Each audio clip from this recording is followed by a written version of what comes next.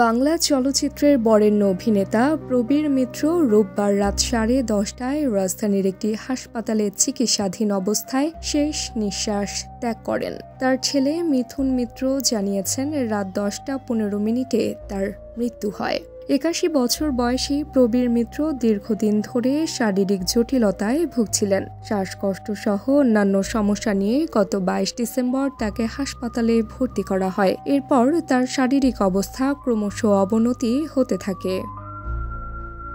আজ জোহরের নামাজের পর এফডিসিতে তার প্রথম জানাজা অনুষ্ঠিত হবে। পরে চ্যানেল আইতে দ্বিতীয় জানাজা শেষে আজিমপুর কবরস্থানে তাকে দাফন করা হবে।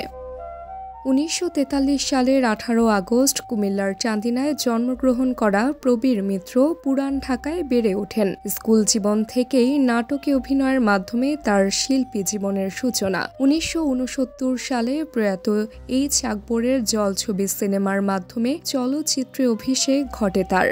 বড় ভালো লোক ছিল সিনেমায় অনবদ্য অভিনয়ের জন্য 1982 সালে তিনি জাতীয় চলচ্চিত্র পুরস্কার অর্জন করেন। পরে 2018 সালে আজীবন সম্মাননায় ভূষিত হন।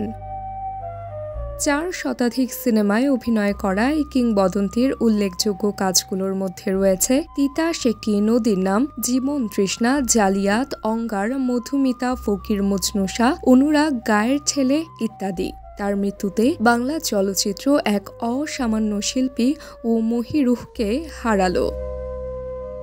তাবাসসুম হক, আনিকা, ডেইলি আওয়ার, বাংলাদেশ।